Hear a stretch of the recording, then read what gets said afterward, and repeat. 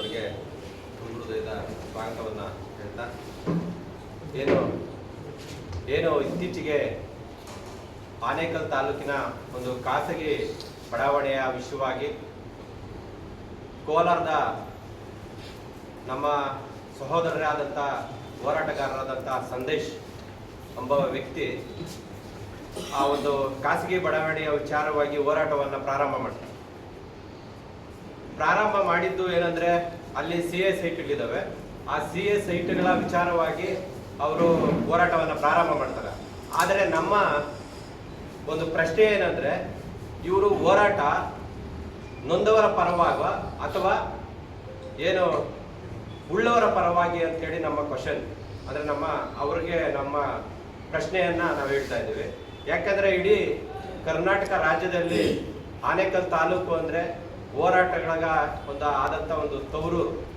ಇಲ್ಲಿ ಹಲವಾರು ನಾಯಕರು ಸೀನಿಯರ್ಸ್ ಇದ್ದಾರೆ, ಹಲವಾರು ಹೋರಾಟಗಾರರಿದ್ದಾರೆ.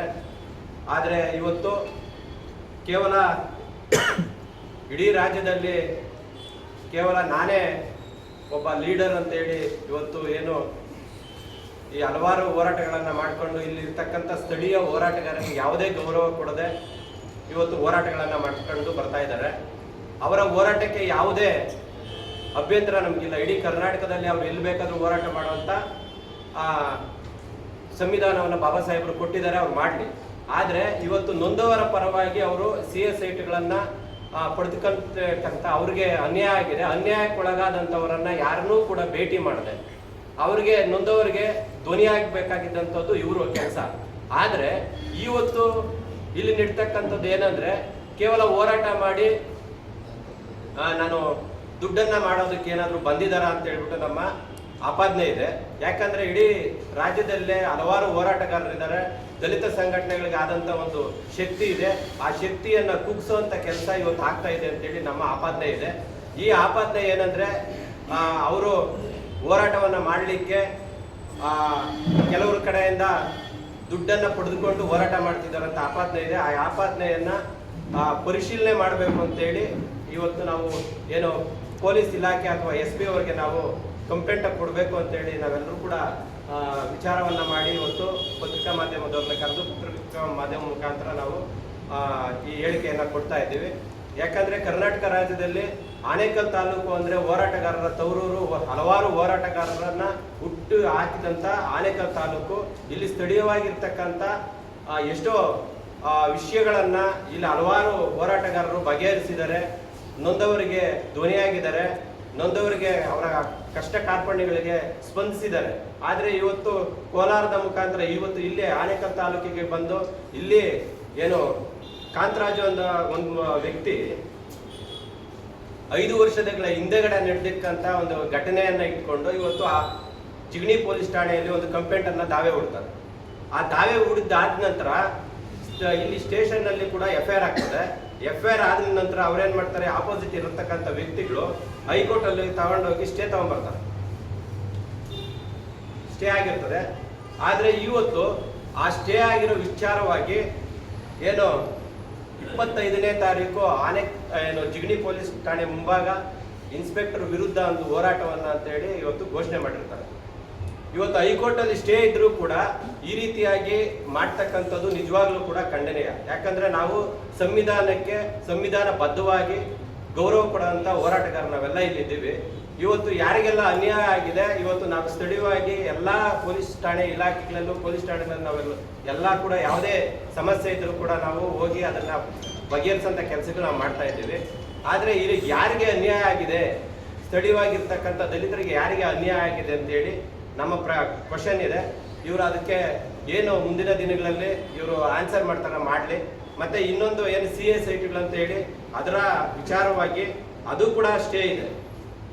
ಮತ್ತೆ ಖಾಸಗಿ ಬಡಾವಣೆ ವಿಷಯವಾಗಿ ಮಾಧ್ಯಮದ ಮುಖಾಂತರ ಯಾವುದೇ ಗೊಂದಲವನ್ನ ಸೃಷ್ಟಿ ಮಾಡಬಾರ್ದು ಅಂತೇಳಿ ಕೂಡ ಅದು ಕೂಡ ಸ್ಟೇ ಇದೆ.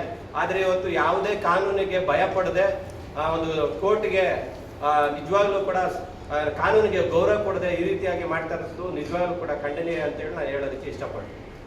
ತಾವು ಆರೋಪ ಮಾಡಿದ್ರು ದುಡ್ಡು ತಗೊಂಡು ಮಾಡ್ತಾರೆ, ತಾವು ಹೋರಾಟ ಮಾಡ್ತೀವಿ, ರಾಜ್ಯಾದ್ಯಂತ ಬಹಳಷ್ಟು ಹೋರಾಟ ಮಾಡ್ಕೊಂಡು ನಿಮ್ಮ ಹತ್ರ ಏನಾದ್ರು ಆಧಾರ ಇದೆಯಾ ಸರ್? ಸಂದೇಶ್ ಅವರು ಹಣ ಪಡೆದಿರುವಂಥದ್ದು? ಈಗ ಅದೇ ಮಂಜುನಾಥ್ ಅಂತೇಳಿ ಆನಂದ್ ಇದು ಸಾರಿ ನಂದೀಶ್ ಅಂತೇಳಿ ಇವರು ಕೂಡ ಅವ್ರಿಗೆ ಬಲಗೈ ಬಂಟನಾಗಿ ಕೆಲಸ ಮಾಡ್ತಿದ್ದಾರೆ ಅಂತ ನಮಗೆ ಆಪಾದನೆ ಬಂದಿದೆ.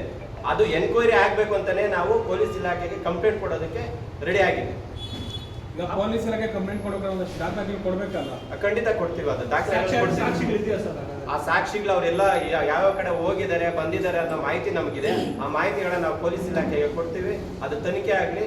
ಆ ತನಿಖೆ ಆಗಿದ ನಂತರ ನಾವು ಪತ್ರಿಕಾ ಮಾಧ್ಯಮ ಮುಖಾಂತರನೇ ಅದನ್ನ ಸಂಪೂರ್ಣ ದಾಖಲೆಗಳನ್ನ ನಿಮಗೆ ಒದಗಿಸ್ತೀವಿ. ಸಾಕ್ಷಿಗಳಿಲ್ಲದೆ ಆರೋಪ ಮಾಡೋದು ತಪ್ಪು ಅಲ್ವಾ ಸರ್? ಖಂಡಿತ ಹೋರಾಟಗಾರರಾಗಿ ಇದೆಲ್ಲ ಮಾಡೋದು ಖಂಡಿತ ತಪ್ಪು. ನಾವು ಹೋರಾಟಗಾರರಾಗಿ ಆರೋಪ ಮಾಡೋದು ತಪ್ಪಿದೆ. ನಾವು ಅದನ್ನ ಈಗ 2 ಹೋರಾಟಗಾರನ ಆನೇಕಲ್ಲನ್ನು ಮಾಡಿದ್ದಾರೆ. ನಾವು ಯಾವುದೇ ಅಭ್ಯಂತರ ಮಾಡಿರಲಿಲ್ಲ. ಆದ್ರೆ ಇವತ್ತು ಆನೇಕಲ್ ತಾಲೂಕಿನಾದ್ಯಂತ ಈ ರೀತಿಯಾಗಿ ಮಾತನಾಡ್ತಾ ಇರ್ತಕ್ಕಂಥದ್ದು ನಿಜವಾಗ್ಲೂ ನಮಗೆ ಮನಸ್ಸಿಗೆ ನೋವಾಗ್ತದೆ. ಯಾಕಂದ್ರೆ ನಾವು ಕೂಡ ಹೋರಾಟಗಳಲ್ಲಿ ಬಂದಿದ್ದೀವಿ. ನಾವು ನೊಂದವರ ಪರವಾಗಿ ಒಂದಷ್ಟು ಹೋರಾಟಗಳನ್ನ ನಾವು ಮಾಡಿದ್ದೀವಿ. ಆದ್ರೆ ಈ ರೀತಿಯಾಗಿ ಬರ್ತಾ ಇದ್ರೆ ಇವತ್ತು ಅವರು ಮಾಡಿದಂಥದ್ದನ್ನ ನಮ್ಮ ಮೇಲೇನೂ ಈ ತರ ಆಪಾದನೆಗಳು ಮುಂದೆ ಬರ್ಬೋದು ಅನ್ನೋ ನಿಟ್ಟಿನಲ್ಲಿ ನಾವು ಹೇಳ್ತಾ ಇದ್ದೀವಿ. ಸರ್, ಜಾತಿನಿಂದ ಮಾಡಿದ್ರೆ ಕೇಸ್ ಆಗ್ತದೆ ನಿಮ್ಮ ಪ್ರಕಾರ? ಅದು ಹೌದು. ಜಿಜ್ಞಾಸ ಸ್ಟೇಷನ್ ಕೇಸ್ ಆಗಿದಲ್ವಾ? ಪ್ರೂವ್ ಆಗ್ತಿದಾಗ ಮತ್ತೆ ಕೇಸ್ ರಿಜಿಸ್ಟರ್ ಮಾಡ್ತಾರೆ ಸರ್ ಪೊಲೀಸರಾಗಂದ್ರೆ?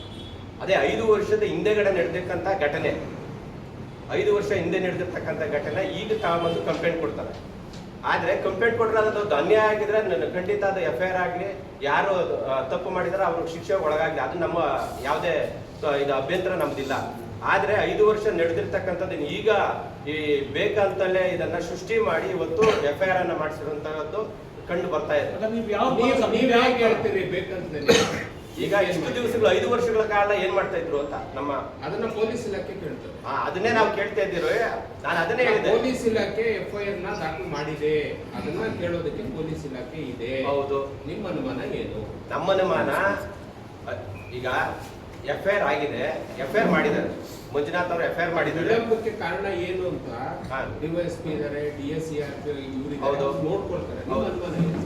ನಮ್ಮ ಅನುಮಾನ ಈ ರೀತಿಯಾಗಿ ನಮ್ಮ ಮಧ್ಯೆನೆ ವಿಷ ಬೀಜ ಬಿತ್ತಂತ ಕೆಲಸ ಮಾಡಬಾರದು ಅಂತ ನಮ್ಮ ಇವಾಗ ಅವರು ಒಂದು ಹೋರಾಟಗಾರರಲ್ಲ ಸರ್.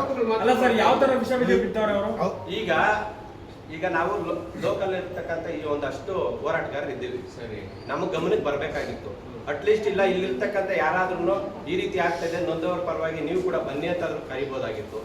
ಈಗ ಒಂದು ಅನ್ಯಾಯ ಆಗಿದೆ ಅನ್ನೋದಾದ್ರೆ ಕರಿಬೇಕು. ಸ್ಥಳೀಯ ಹೋರಾಟಗಾರರಾಗಿ ಆ ಸಮಸ್ಯೆ ಏನು ಅಂತ ಅವ್ರು ಮೊದಲನೇದಾಗಿ ಹೋರಾಟ ಮಾಡಿದವಾಗ ನೀವು ಎಚ್ಚೆತ್ಕೊಂಡು ಅಲ್ಲಿ ಏನಾಗಿದೆ ಅಂತ ಮಾಹಿತಿ ಕಲೆಕ್ಟ್ ಮಾಡಿದ್ದೀರಾ? ನಾವು ಒಂದಷ್ಟು ಮಾಹಿತಿಯನ್ನ ಕಲೆಕ್ಟ್ ಮಾಡಿದ್ದೀವಿ. ಅಲ್ಲಿ ಏನು ಅಲ್ಲಿ ಲೇಔಟ್ ಇದೆ, ಆ ಲೇಔಟ್ಗೆ ಏನೆಲ್ಲ ಸಂಬಂಧಪಟ್ಟಂತ ವಿಷಯಗಳನ್ನ ನಮ್ಮ ಸದಾನಂದ ಅವರು ಮಾತಾಡ್ತಾರೆ. ಹಾಗಾದ್ರೆ ಸರ್, ಬ್ಯಾಟ್ರಾಜ್ ಅವರು ಲೇಔಟ್ ಪರ ಇದಾರ, ದಲಿತರ ಪರ ಇದಾರೆ ಸರ್? ಹಾಗಾದ್ರೆ ನಾವು ಲೇಔಟ್ ಪರವಾಗಿಲ್ಲ, ನೊಂದವರ ಪರವಾಗಿ ಮಾತನಾಡಬೇಕು ಅಂತ ಮಾತ್ರ ಲೇಔಟ್ ಕಾಂತರಾಜ್ ಅವರು ಸರ್? ಹಾಗಾದ್ರೆ ಕಾಂತರಾಜು ಅವರು ನೊಂದಿದ್ದಾರೆ. ಅವರಿಗೆ ಅನ್ಯಾಯ ಆಗಿದ್ರೆ ನ್ಯಾಯ ಸಿಗ್ಲಿ, ನಾವು ಅದರಲ್ಲಿ ಯಾವುದೇ ಅಭ್ಯಂತರ ಇಲ್ಲ. ನೊಂದವರಿಗೆ ಧ್ವನಿಯಾಗಿ ನಾವು ಇರ್ತೀವಿ ಜೊತೆಯಲ್ಲಿ. ಅವರಿಗೆ ಯಾವುದೇ ತೊಂದರೆ ಆದ್ರೂ ಕೂಡ ನಾವು ಅವ್ರ ಜೊತೆಯಲ್ಲಿ ಸ್ಪಂದಿಸ್ತೀವಿ. ಈಗ ಸಂದೇಶ್ ಅವರು ಹೋರಾಟ ಪ್ರಾರಂಭ ಮಾಡಿದ್ದು ಅಲ್ಲಿರುವಂತ ತೆರಿಗೆಯನ್ನು ಕಟ್ಟಿಲ್ಲ, ಆ ರೀತಿ ಮೋಸ ಮಾಡಿದ್ದಾರೆ ಅಂತ, ಖಾಸಗಿ ಮಾರಾಟ ಮಾಡಿದ್ದಾರೆ ಅಂತ. ಹೌದು, ಅದು ನೊಂದವರ ಪರ ಇರುವಂತದ್ದು ನೀವು ಮಾಡ್ತಾ ಇರುವಂತದ್ದು, ಇಲ್ಲ ಒಳ್ಳೆಯವರ ಪರ? ನಾನು ಅದನ್ನೇ ಹೇಳಿದ್ದು. ಅವರು CA ಸೈಟ್ ಯಾರೆಲ್ಲ ಪಡೆದಿದ್ದಾರೆ ಅವರ ಪರವಾಗಿ ಧ್ವನಿ ಎತ್ತಿ ನಾವು ಅವ್ರ ಪರವಾಗಿ ಹೋರಾಟ ಮಾಡ್ತೀವಿ.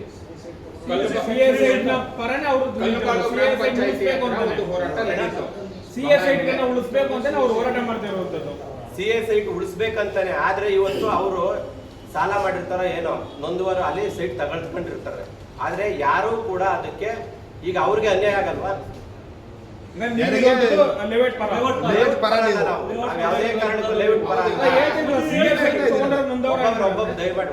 ಈಗ ನೀವ್ ಹೇಳ್ತಿರೋ CA ಸೈಟ್ ತಗೊಂಡ್ರು ನೋವಾಗುತ್ತೆ ಅಂತ ಹೇಳ್ತಾ ಹಾಗಾದ್ರೆ CA ಸೈಟ್ ತಗೊಂಡ್ರ ಪರ ನೀವು? ಹೌದು, CA ಸೈಟ್ ಯಾರು ಪರ್ಚೇಸ್ ಮಾಡಿದ್ದಾರೆ ಅವ್ರಿಗೆ ಅನ್ಯಾಯ ಆಗ್ತಿದೆ, ಅವ್ರಿಗೆ ನ್ಯಾಯ ಸಿಗ್ಲಿ ಅಂತ ನಾವ್ ಹೇಳ್ತಾರೆ. ಸಂದೇಶ ಸಹ ಕ್ಲಿಯರ್ ಆಗಿ ಹೇಳಿದ್ರೆ CA ಸೈಟ್ ತಗೊಂಡಿರೋ ವಿರುದ್ಧ ನಾವಿಲ್ಲ, CA ಸೈಟ್ ನ ಮಾರಾಟ ಮಾಡಿದ್ರು ನೋಡಿ ಅವ್ರ ವಿರುದ್ಧ ನಾವು ಹೋರಾಟ ಮಾಡಿದ್ರೆ ಸ್ಪಷ್ಟವಾಗಿ ಅವ್ರು ಹೇಳಿದ್ರೆ. ನೀವ್ ಯಾರ ಪರ ಅದನ್ನ ಕ್ಲಾರಿಟಿ ಕೊಡಿ. ನಾವ್ ಹೇಳ್ತಿರೋದು ಲೇಔಟ್ ಅವ್ರ ಪರವಾಗಿ ನಾವಲ್ಲ. ನಾವು ಹೇಳ್ತಿರೋದು CA ಸೈಟ್ಸ್ ಯಾರೆಲ್ಲ ಪರ್ಚೇಸ್ ಮಾಡಿದ್ದಾರೆ ಅವ್ರಿಗೆ ಅನ್ಯಾಯ ಆಗ್ತಿದೆ. ಅದು ಅನ್ಯಾಯಕ್ಕೆ ಒಳಗಾಗಿರೋದನ್ನ ಇಲ್ಲ ಲೇಔಟ್ನವರಾದ್ರೂ ಅವ್ರ ಪರಿಹಾರ ನೀಡಲಿ, ಅಥವಾ ಯಾರು ಈಗ ಮೋಸ ಮಾಡಿದಾರಲ್ಲ ಅವರಾದ್ರೂ ಅವರಿಗೆ ಪರಿಹಾರ ನೀಡಲಿ ಅನ್ನೋ ನಿಟ್ಟಿನಲ್ಲಿ ನಾವು ಹೇಳ್ತೇವೆ. ಹಾ. ಯಾವುದೇ ಲೇಔಟ್ ಮಾಡ್ಬೇಕಾದ್ರೆ ಇದು CS ಸೆಟ್ ಮಾಡ್ತಾರೆ ಸರ್. ಹೌದು ತಮ್ಗೆ ವಿಚಾರ ಗೊತ್ತು, ಸಾಕಷ್ಟು ನ್ಯಾಯ ಕೊಡ್ಸಿದ್ರು, ತಾವು ಸಾಕಷ್ಟು ಭೂಮಿಗಳು ಉಳಿಸಿದ್ರು. ಹೌದು CS ಸೆಟ್ನ ಮಾರಾಟ ಮಾಡಿ ತಿಂದಂತ ಅವಶ್ಯಕತೆ ಅವ್ರ ಮೇಲೆ ಪರವಾಗಿರೋದು ಎಷ್ಟು ಸರಿ ಅಂತ. ನಾವು ಪರವಾಗಿ ಅಂತ ನಾವ್ ಹೇಳ್ತಿಲ್ವಲ್ಲ. ಅಲ್ಲ ಈಗ ಸರ್, ಎಷ್ಟು ದಿವಸ ಅನ್ಯಾಯ ಮಾಡಿರತಕ್ಕಂಥದ್ದು ಯಾರು? ಲೇಔಟ್ನವರು. ಸರ್ ಈಗ ಈ ಹೋರಾಟಗಳು ನಡೀತಾ ನಡೀತಾರೆ, 1, 2, 3 ನಡೆದಿದೆ. ಹೌದು. ಪತ್ರಿಕಾಗೋಷ್ಠಿಗಳು ಹೌದು. ಆಗಿದ್ದಾವೆ. ನೀವ್ ಎದ್ದಿರೋದು ಯಾವಾಗ? ಈಗ. ನಾಳೆ ಹೋರಾಟ ಒಂದಿದೆ 25 ಹಾ. ಸಂದೇಶ ಅವ್ರದ್ದು. ಹಿಂದಿನ ದಿವಸ ನೀವು ಪತ್ರಿಕಾಗೋಷ್ಠಿ ಮಾಡುವಂತ ಔಚಿತ್ಯ ಏನು? ಹೌದು, ಅದನ್ನೇ ನಾನು ಆಗ್ಲೇ ಹೇಳಿದ್ದು. ಈಗ ಆಪಾದನೆಗಳು ಏನು ಇದೆಲ್ಲ ಬರ್ತಾ ಇದಾವೆ. ಅದರ ಕಾರಣ ಏನು ಅಂತ ಕೇಳ್ತಾರೆ ಈಗ ಕಾರಣ ಏನಂದ್ರೆ ಇಡೀ ದಲಿತ ಸಮುದಾಯದ ಎಲ್ಲ ಹೋರಾಟಗಾರರು ಸೇಲ್ ಆಗ್ಬಿಟ್ಟಿದ್ದಾರೆ ಅಂತ ಮಾತುಗಳು ಬರ್ತಾ ಇದ್ದಾವೆ.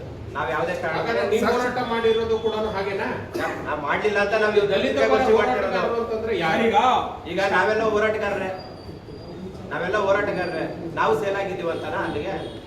ಅಂದ್ರೆ ನೀವ್ ಹೇಳ್ತಾ ಇದ್ರಲ್ಲ ಅವ್ರು ಹೋರಾಟ ಅದನ್ನೇ ನಾವ್ ಮಾಡಕ್ಕೆ ಹೇಳ್ತಿರೋದು. ನಾವು ಸೇಲ್ ಆಗಿಲ್ಲ, ನಾವು ಸೇಲ್ ಆಗಕ್ ಬಂದಿಲ್ಲ. ಅವ್ರು ಮಾತ್ರ ಸೇಲ್ ಆಗಿದ್ದಾರೆ ಅಂದ್ರೆ ಅದು ನಮಗೆ ಈ ರೀತಿಯಾಗಿ ಆಪಾದನೆ ಬರ್ತಾ ಇದೆ, ಅದು ತನಿಖೆ ಆಗ್ಲಿ ಅಂತ ನಾವು ಇವತ್ತು ಹೇಳ್ತಿರೋದು. ಆರೋಪ ಯಾವಾಗ ಹೇಳಿದ್ರೆ ಸಾಕ್ಷಿ ಬೇಕಲ್ಲ ಸರ್. ಆ ಸಾಕ್ಷಿ ನಾವು ಕೊಡ್ತೀವಿ. ಹೇಳಿ ಸರ್. ಬಿಡುಗಡೆ ಮಾಡಿ, ಮಾಧ್ಯಮಗಳಲ್ಲಿ ಹಾ, ಬಿಡುಗಡೆ ಅದನ್ನೇ ಮಾಡಿ. ಹೇಳಿದ್ದು. ಈಗ ತನಿಖೆ ಬಿಡುಗಡೆ ಮಾಡಿ, ಆಗ್ಲಿ, ಹೋಗ್ಲಿ. ಪೊಲೀಸ್ ಇಲಾಖೆ ತನಿಖೆ ಮಾಡ್ಲಿ. ಆ ತನಿಖೆ ಆದ ನಂತರ ಸಂಪೂರ್ಣ ದಾಖಲೆಗಳನ್ನ ನಿಮ್ ಮುಂದೆ ಇಡ್ತೀವಿ ಅಂತ ನಾನು ಹೇಳಿದ್ದೆ. ಸರ್, ದೂರು ಕೊಡೋಕೆ ಮುಂಚೆ ಕೆಲವೊಂದು ದಾಖಲಾತಿ ಕೊಟ್ರೆ ನಾವು ಸಹ ಪರಿಶೀಲನೆ ಮಾಡಬಹುದು.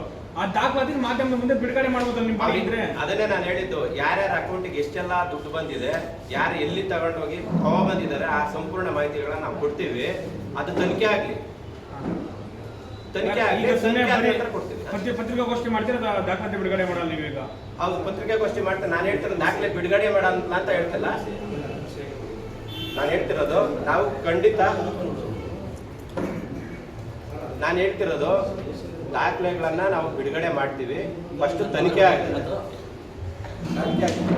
ಈಗ ಸ್ಟೇಷನ್ ಹೋರಾಟದ ಏನಿದೆ, ಹೋರಾಟಗಾರರನ್ನು ಈ ಕಡೆ ತಗೊಂಡಿದ್ದು ನಾನು ಹೇಳ್ಬಿಟ್ಟು ಅದನ್ನ ನಂತರ ಕೊಟ್ಬಿಡ್ತೀನಿ. ಒಂದ್ ನಿಮಿಷ ಮುಗಿಸ್ಕೊಳ್ಳಿ ಸರ್. ಅವ್ರು ಅವ್ರು ಸರ್, ಈಗ ಸಂದೇಶ್ ಅವ್ರು 25 ತಾರೀಕು ಪ್ರತಿಭಟನೆ ಮಾಡಬಾರ್ದು ಅಂತನಾ ನಿಮ್ಮ ಒಂದು ಪತ್ರಿಕೆ? ಇಲ್ಲ, ನಾವ್ ಹೇಳ್ತಿರೋದು ಪ್ರತಿಭಟನೆ ಮಾಡಬಾರ್ದು ಅಂತಲ್ಲ. ಪ್ರತಿಭಟನೆ ಪ್ರತಿಯೊಬ್ಬರ ಹಕ್ಕು ಮಾಡ್ಲಿ, ನಮ್ದು ಯಾವುದೇ ಅಭ್ಯಂತರ ಇಲ್ಲ. ಆದ್ರೆ ಸುಳ್ಳು ಆಪಾದನೆಗಳು ಬೇಡ ಅಂತ. ಯಾರ್ ಮೇಲೆ ಸುಳ್ಳು ಆಪಾದನೆ ಯಾರ್ ಮೇಲೆ ಮಾಡಿದ್ರೆ? ಸರ್? ಯಾವುದೇ ಆಗ್ಲಿ. ಈಗ ಯಾರ ಮೇಲೆ ಸುಳ್ಳು ಆರೋಪ ಅಂತ ಈಗ ಸುಳ್ಳು ರಾಜ್ ಅವ್ರ ಮೇಲೆ ಮಾಡ್ತಾ ಇದ್ದಾರ, ಈಗ- ಚೇತನ್ ಅವ್ರ ಮೇಲೆ ಮಾಡ್ತಾರೆ, ವೆಂಕಿ ಅವ್ರ ಮೇಲೆ ಮಾಡ್ತಾರೆ, ಗೋವಿಂದ್ ಅವ್ರ ಮಾಡ್ತಾರೆ, ಇದು ನಮ್ಮ ಸೇಮ್ ಅವ್ರ ಮೇಲೆ ಮಾಡ್ತಾರೆ. ಈಗ ನಾವ್ ಹೇಳ್ತಿರೋದು ಈಗ ಕಾಂತರಾಜು ಅನ್ನೋ ವ್ಯಕ್ತಿ ಕಂಪ್ಲೇಂಟ್ ಕೊಟ್ಟಿದ್ದಾರೆ.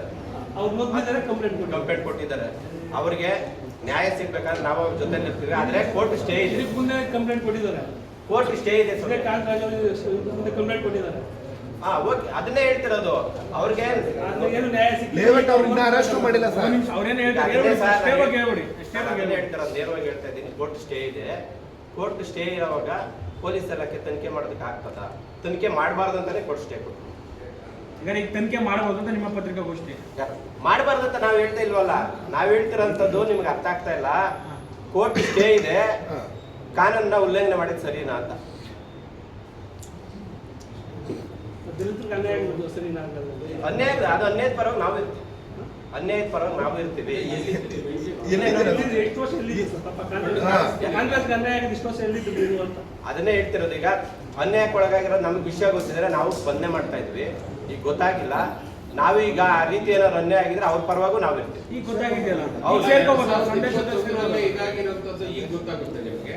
ಮತ್ತೆ ಅವ್ರಿಗೆ ಹೆಂಗ್ ಗೊತ್ತಾಯ್ತು ಸುಮ್ಮನೆ? ಅವ್ರು ಗೊತ್ತಾ ಕಂಪ್ಲೇಂಟ್ ಕೊಟ್ಟಿದ್ದಾರೆ, ಅವ್ರ ಮೇಲೆ ಒತ್ತಡ ಇತ್ತು, ಕೊಲೆ ಬೆದರಿಕೆ ಇತ್ತು, ನಮ್ಮನ್ನ ಹೊರಗಾಕಿದ್ರು, ನಮ್ಮ ಮೇಲೆ ಜೀವ ಬೆದರಿಕೆ ಇತ್ತು ಅಂತ ಅವರೇ ಆ ಕಂಪ್ಲೇಂಟ್ ಅಲ್ಲಿ ದೂರು ದಾಖಲು ಮಾಡಿದ್ದಾರೆ. ಪೊಲೀಸ್ ಇಲಾಖೆ ನಿಷ್ಪಕ್ಷಪಾತವಾಗಿ ನಾನು ಹೇಳ್ತಿರೋದು ತಗೊಂಡಿದ್ದೆ. ಒಂದು ನಿಮಿಷ, ನಾನು ಕೋರ್ಟ್ ಸ್ಟೇ ಆಗಿದೆ. ನಾವು ಎಲ್ಲೂ ಹೋರಾಟ ಮಾಡ್ತೀವಿ ಸುಮ್ಮನೆ. ಅಷ್ಟೇ ಆಮೇಲೆ ಆಗಿರೋದು. ಎಲ್ಲ ಮೇಲೆ ಇದು ಕಾಂತರಾಜ್ ಕೇಸ್ ಬೇರೆ, ಹಿಂದೆ ಆ ಪ್ರಕರಣದ ಬೇರೆ. ಸಂದೇಶ್ ಅವ್ರು ಮಾತಾಡ್ಕೊಂಡು ಅಂತ ಹೇಳಿ ಸ್ಟೇ ತಂದಿರೋದು ಬೇರೆ, ಕಾಂತರಾಜ್ ಕೇಸೇ ಬೇರೆ. ಕಾಂತರಾಜ್ ಇದು ಪ್ರೆಸ್ ಮೀಟ್ ಮೊನ್ನೆ. ಆದ್ಮೇಲೆ ಹೌದು. ಯಾವ ಡೇಟ್ ಆದ್ಮೇಲೆ ಬಂದಿರೋದು. ಸ್ಟೇ ಕೊಟ್ಟಿರೋದು ಯಾವ್ದು ಸರ್? ಯಾವ date? Stay date state date ಯಾವಾಗ ಸರ್ ಅವ್ರ ಕೊಟ್ಟಿರೋದು? ಪತ್ರಿಕಾಗೋಷ್ಠಿ ಮಾಡಿ ಡೇಟ್ ಯಾವುದು, ಸ್ಟೇ ಕೊಟ್ಟಿರೋದು ಯಾವ ಡೇಟ್ ಸರ್? 3 days ಬ್ಯಾಕ್ ಕೊಟ್ಟಿರೋದು ಇದು. ಮತ್ತೆ ಅವ್ರ ಪತ್ರಿಕಾಗೋಷ್ಠಿ ಮಾಡಿ 3 ದಿನ ಕೊಟ್ಟಿರೋದು. ಹೌದು. ಒಂದಿನ ಅವ್ರ ಪತ್ರಿಕಾಗೋಷ್ಠಿ ಮಾಡಿದ್ರೆ ಸ್ಟೇ ತಂದಿರೋದು. ಇನ್ ಮಾಡಲ್ಲ ಬಿಡಿ ಅವರು. ನಾನು ಹೇಳ್ತಿರೋದು ಅಲ್ಲ, ಪತ್ರಿಕಾ ನೀವು ಗೋಷ್ಠಿ ಅಲ್ಲ, ನಾನು ಹೇಳ್ತಿರೋದು. ಸ್ಟೇ ಇಟ್ಕೊಂಡು ಪತ್ರಿಕಾಗೋಷ್ಠಿ ಮಾಡೋದು ನೀವ್ ಹೇಳಿ starting. ಪತ್ರಿಕಾಗೋಷ್ಠಿ ಆದ್ಮೇಲೆ 3 ದಿನ ಸ್ಟೇ ಕೊಟ್ಟಿರೋದು. ಹೌದು. ಅಲ್ವಾ? ಹಾ. Okay okay, thank you. Next